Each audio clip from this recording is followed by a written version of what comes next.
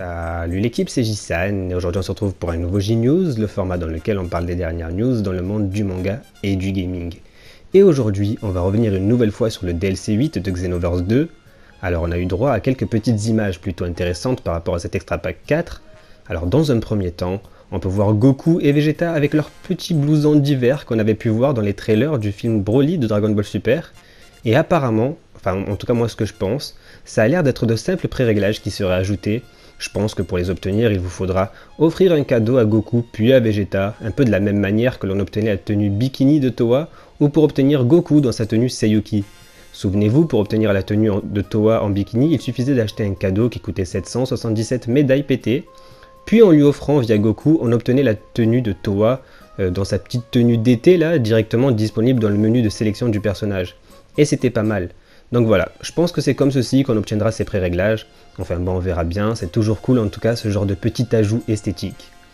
Ensuite, qu'est-ce qu'on peut voir d'autre? On peut voir qu'on va pouvoir obtenir deux nouvelles tenues, mais cette fois-ci directement pour nos personnages. On peut voir qu'on pourra obtenir justement la tenue de Broly dans sa version full power, sans l'armure hein, évidemment, parce que quand il va se transformer, l'armure va péter, ou quelqu'un lui aura pété juste avant, je sais pas, je spoil pas. Mais en tout cas voilà, on va pouvoir obtenir cette tenue, et associée à la perruque de Broly qui sera aussi ajoutée, ça peut être stylé. On pourra aussi obtenir une deuxième tenue, et cette fois-ci c'est celle de Gogeta. Bon, personnellement je suis pas très ouf par rapport à cette tenue, mais voilà, on va pouvoir obtenir sa tenue, car oui voilà, il y a déjà une tenue de Gogeta, mais celle qu'on a c'est celle de Gogeta du film Fusion. Or là la nouvelle tenue, ce sera bien évidemment la tenue de Gogeta canon, du film Broly de cet hiver là qui va sortir le 14 décembre si je dis pas de conneries. Ouais, 14 décembre, ça va, on a assez répété la date. En tout cas au Japon. En France on sait pas.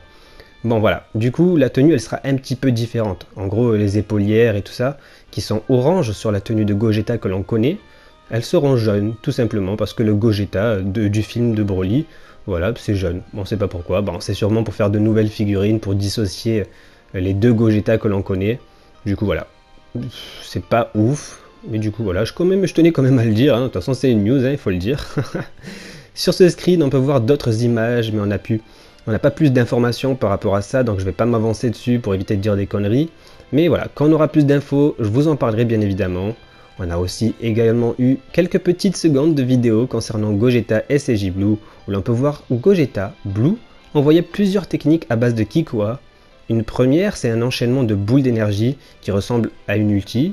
Ensuite, on le voit faire un petit Kamea, puis une autre boule d'énergie. Donc moi, ce que je me demande, c'est est-ce que ces trois trucs-là font partie d'une même technique ou c'est trois techniques différentes?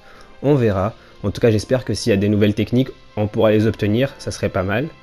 Et du coup, voilà, par rapport aux news concernant le DLC 8 de Xenoverse 2. Et maintenant, deux dernières news. Tout d'abord, Dragon Ball FighterZ a été élu meilleur jeu de combat de l'année lors des The Game Awards. C'est vraiment cool qu'un jeu Dragon Ball soit distingué de cette manière, donc je tenais à l'évoquer, j'avais envie de l'évoquer dans cette petite vidéo. Voilà, c'est stylé, un jeu Dragon Ball mis en avant, c'est cool.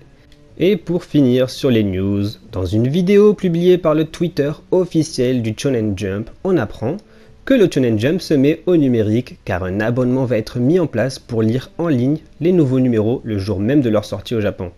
Alors pour l'instant, ça n'est pas prévu en France, mais cette annonce a l'air plutôt intéressante parce qu'on sent qu'ils veulent contrer les scans illégaux disponibles sur le net. C'est pas mal comme initiative de leur part, mais voilà, pour nous étrangers qui ne pouvons pas acheter les différents magazines le jour même, c'est cool, sauf que c'est chiant parce que c'est pas prévu en France. C'est vraiment chiant, ça c'est par contre, parce que voilà, on est vraiment un pays consommateur, énormément un gros consommateur de manga, donc voilà, qu'on soit encore mis de côté, c'est un peu chiant. Mais bon, je pense qu'ils ont voulu viser voilà, les États-Unis parce que voilà, c'est l'anglais, c'est une langue beaucoup plus commune, c'est pour toucher un plus grand nombre de personnes, je sais pas. Après, j'ai aussi l'impression quand même qu'ils s'en battent complètement les couilles de la France, qu'en gros, nous, on est un public acquis, ils le savent, et qu'ils cherchent pas à nous démarcher. Vous voyez, ils n'ont pas envie de faire des choses seulement pour la France ou quoi que ce soit, ou juste nous mettre au même stade que les autres pays. J'ai l'impression qu'ils ont juste envie d'aller chercher du public là où il n'y en a pas.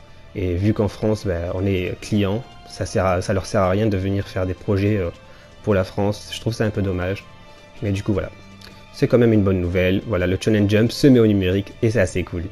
Du coup voilà pour la partie news. Maintenant pour cette deuxième partie de vidéo, on partira comme d'habitude pour quelques petits combats en musique, avec cette tenue évidemment toujours en adéquation avec les techniques, hein, voilà, toujours une tenue rose, bah des techniques roses, c'est la base, vous le savez.